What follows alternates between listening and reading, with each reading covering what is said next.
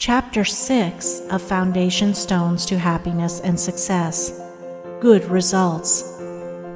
A considerable portion of the happenings of life comes to us without any direct choosing on our part, and such happenings are generally regarded as having no relation to our will or character, but as appearing fortuitously, as occurring without a cause.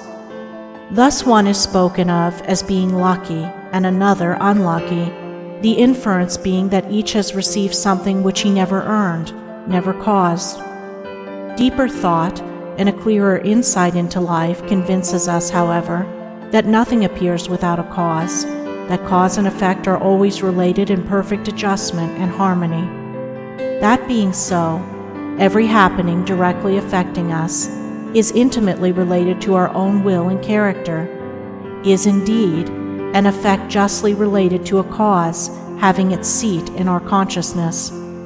In a word, involuntary happenings of life are the results of our own thoughts and deeds.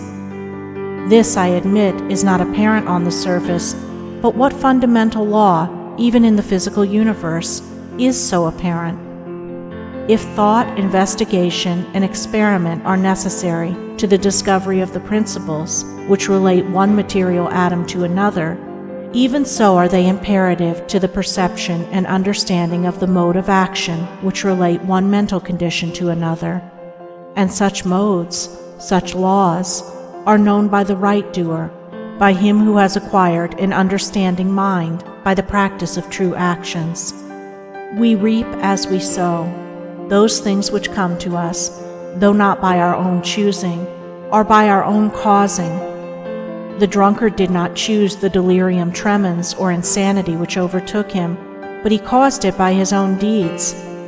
In this case the law is plain to all minds, but where it is not so plain, it is nonetheless true.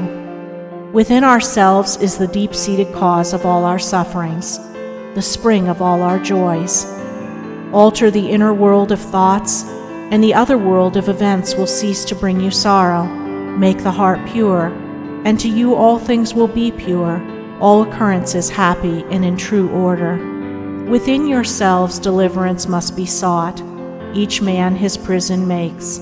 Each hath such lordship as the loftiest ones. Nay, for with powers above, around, below, as with all flesh and whatsoever lives, act maketh joy or woe. Our life is good or bad, enslaved or free, according to its causation in our thoughts. For out of these thoughts spring all our deeds, and from these deeds come equitable results. We cannot seize good results violently, like a thief, and claim and enjoy them, but we can bring them to pass by setting in motion the cause within ourselves. Men strive for money, sigh for happiness, and would gladly possess wisdom, yet fail to secure these things, while they see others to whom these blessings appear to come unbidden. The reason is that they have generated causes which prevent the fulfillment of their wishes and efforts. Each life is a perfectly woven network of causes and effects, of efforts or lack of efforts, and results, and good results can only be reached by initiating good efforts, good causes. The doer of true actions, who pursues sound methods, grounded on right principles, will not need to strive and struggle for good results. They will be there as the effects of his righteous rule of life. He will reap the fruit of his own actions, and the reaping will be in gladness and peace. This truth of sowing and reaping in the moral sphere is a simple one, yet men are slow to understand and accept it. We have been told by a wise one that the children of darkness are wiser in their day than the children of light. And who would expect, in the material world, to reap and eat where he had not sown and planted?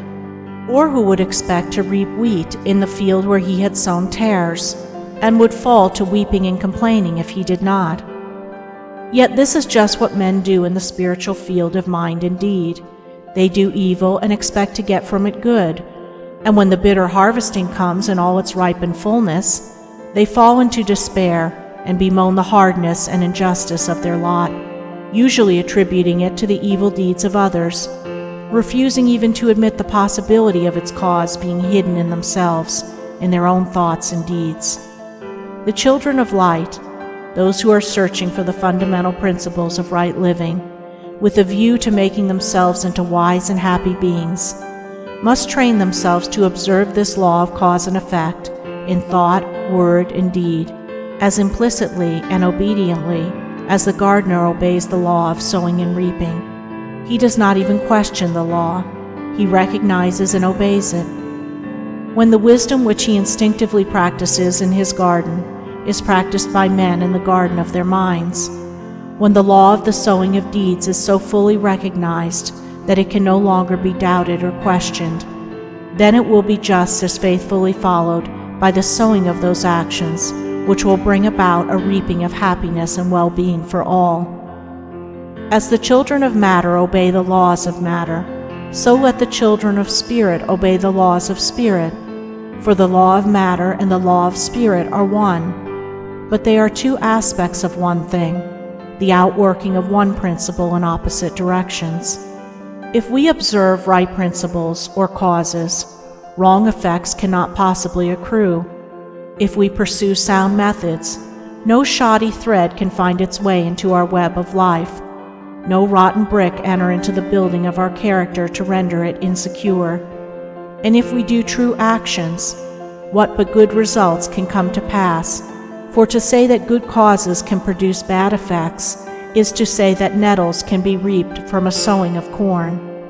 He who orders his life along the moral lines thus briefly enunciated will attain to such a state of insight and equilibrium as to render him permanently happy and perennially glad. All his efforts will be seasonally planted. All the issues of his life will be good. And though he may not become a millionaire, as indeed he will have no desire to become such, he will acquire the gift of peace, and true success will wait upon him as its commanding master.